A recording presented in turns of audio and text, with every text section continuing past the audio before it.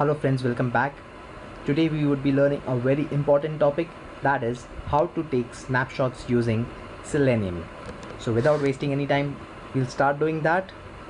So I move to my Eclipse editor. Now here I have created a sample project and I have already configured the Selenium jar files, and if you see, I have written the code to open the Firefox browser and I am navigating to a website. So if I wish to take a snapshot at this point, like I am at the website and now I wish to take the snapshot, so I'll start writing the code for it here. So the code goes like this.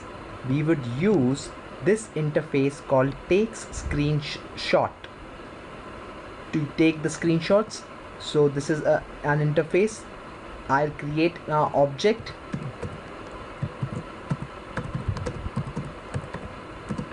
is equal to, now this interface object would be assigned the driver object which we have already created. So if you would see on line number 13, which I am highlighting, this driver is launching a new Firefox driver. So this driver we would be associating with the screenshot object over here, which I have done. Now I'll have to do some kind of a typecasting to make this successful and to remove the errors. So what I'll do is typecast the driver object with the takes screenshot of class, the takes screenshot interface like this. Make sure that your syntax is correct. The syntax should be exactly as I am showing. It should be like this: take screenshot within brackets, and the entire thing should have another bracket. And now if you see, there are some errors. No issues, just hover over there and it is asking us to import take screenshot. So I do that and the errors vanish. So this is the very important step, like you have to create this screenshot object. Once this is done, you would be able to take the snapshot. So let's go ahead. So the next step would be to take the actual screenshot and store it in a file. So what I'll do is I'll create a file object like this. I'll name the object as obj src file, which is the source file, is equal to obj screenshot, the object which we created just now, dot get screenshot as, and here in the parameter we should provide a parameter like this: output type dot file. So this is a standard syntax which you should use.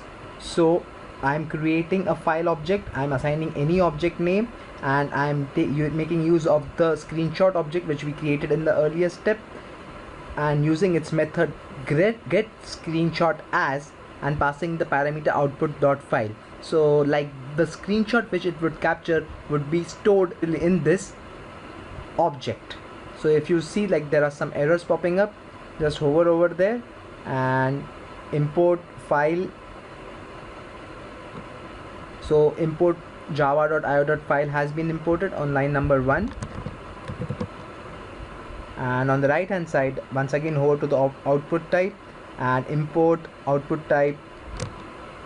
And if you see on line number 3, selenium.output type has been imported and there are no errors now. So at this point, the snapshot which has been captured is saved in the memory using the obj source file object, but we want that snapshot to be available within our system on some drive. So to achieve that, we'll have to create another file object and specify the path where we need to store the snapshot. So we'll create another file object. The object name could be anything. I'm giving the name as dest file, which means the destination file, the path where the snapshot would be saved as a PNG or a JPG.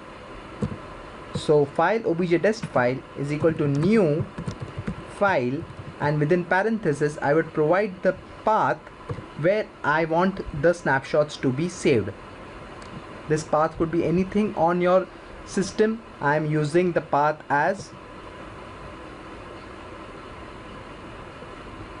F Selenium snapshot. So this is the destination path where my snapshot would be available. So I'm just providing it over here within double quotes as a parameter. Since Java does not understand single slash, I would just provide 2 backslashes. And here, very important thing, we should not leave it up to here. We should provide the name. Like when the snapshot would be saved, it would be saved with this name. I'm giving the name as test.jpg. So once the execution would get completed, here at this path F Selenium snapshots, there would be a file with the name as test.jpg. Now to have this file at this location, we'll have to execute another command which goes like this.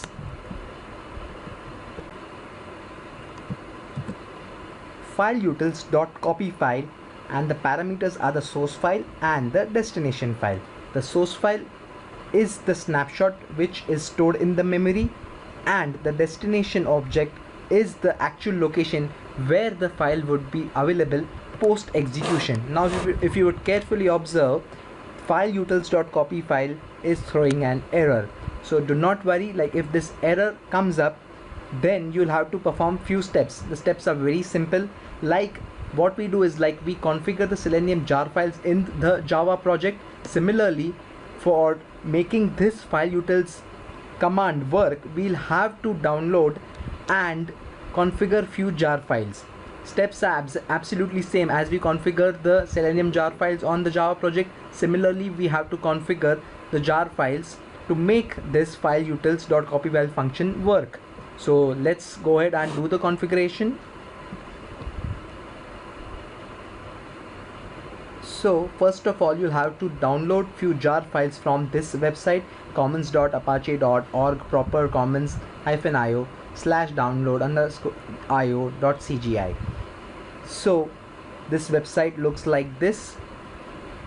On this website, if you see in the center, there is something called commons-io 2.6 bin.zip. So click over here and download this zip file.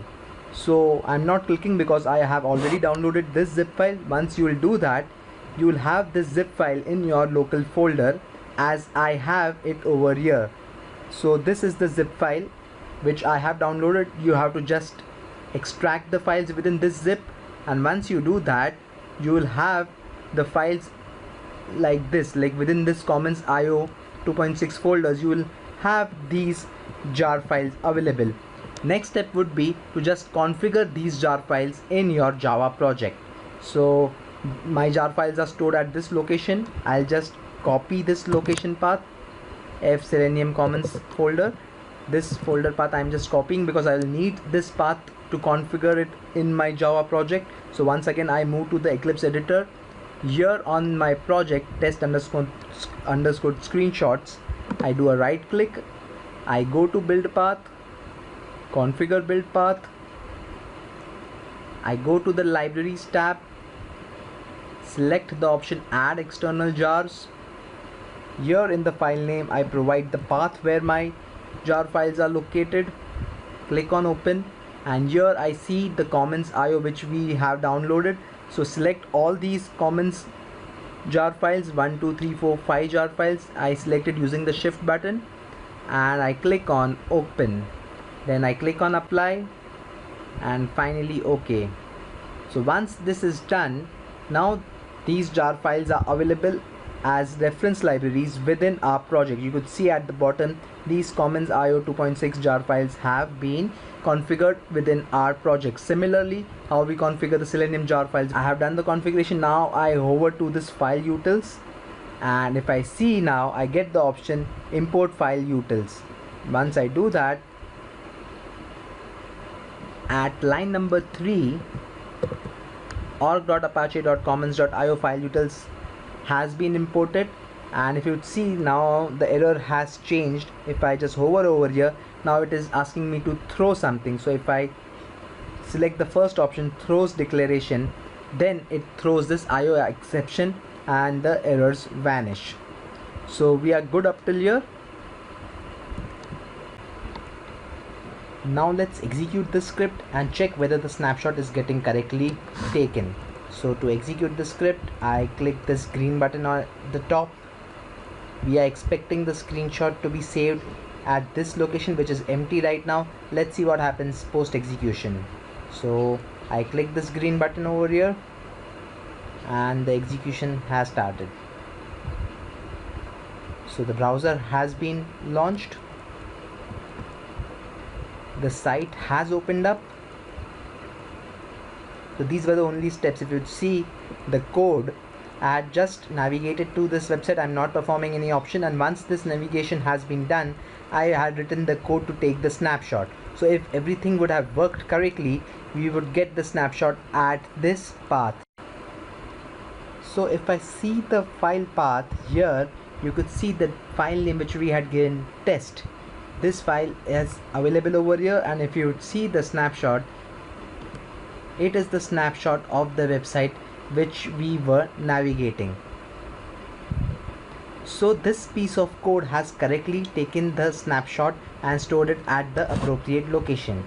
Now a question comes to our mind. This is working absolutely fine, but what will happen if I need to take snapshots after performing some actions? Like if I click a link, then again I have to take the snapshot. So we'll have to write these lines of code again. What is the solution for that kind of a situation?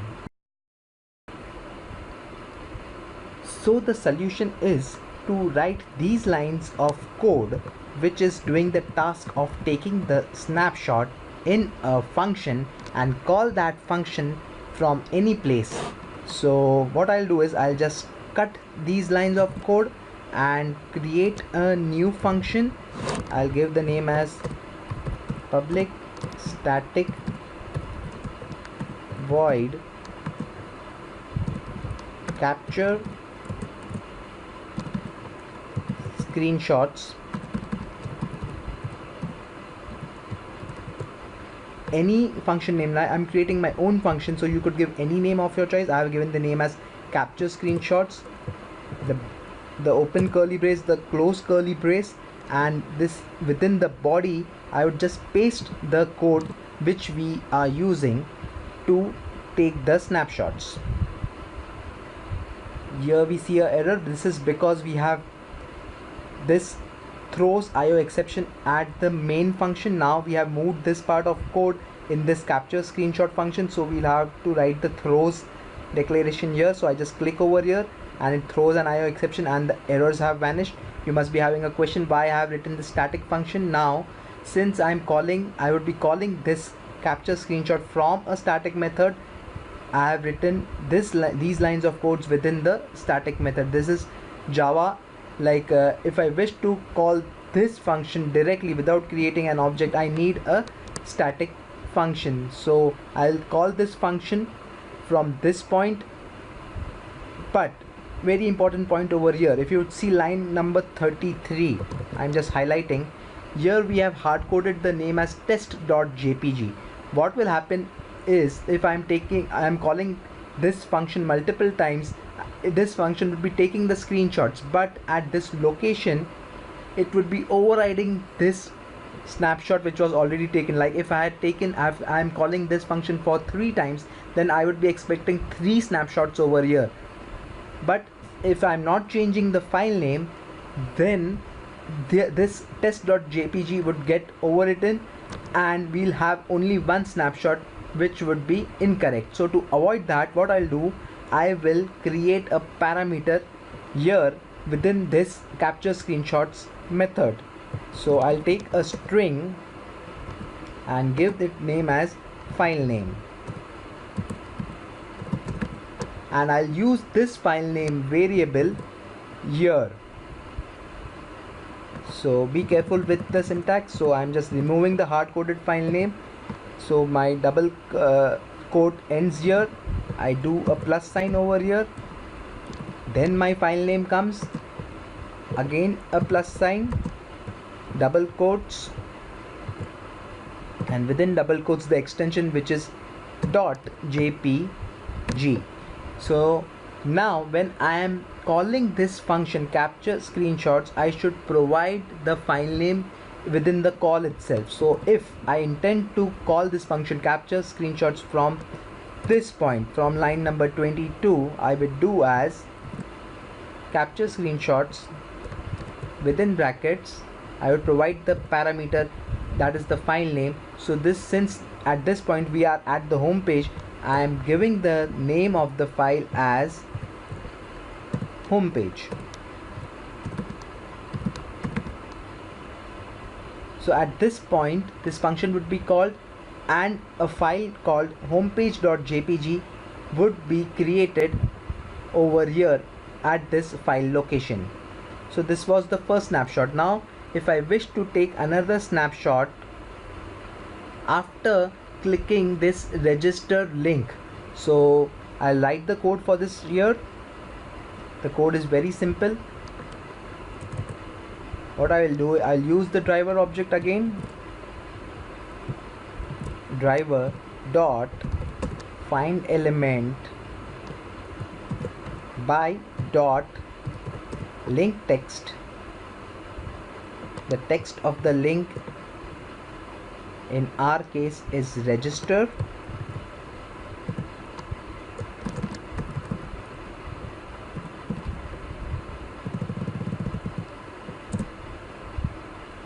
Dot click. So once I do this, what will happen is, when I do this, another page would be loaded and I need the snapshot of this page. So what I'll do at this point is, I will again call this function capture screenshots, but to avoid the first file getting overwritten, I would give this file name here as register, because we are at the registration page. So rather I would give the name as register underscore page. So once this code will get executed, what we would expect is, like, these two files, register underscore page and home page, should be available at this location. So what I'll do is, I'll just remove this file which we had created in the previous execution. I'll just delete this, and now this script is ready. If everything is successful, then we should get two files at this Selenium snapshots location.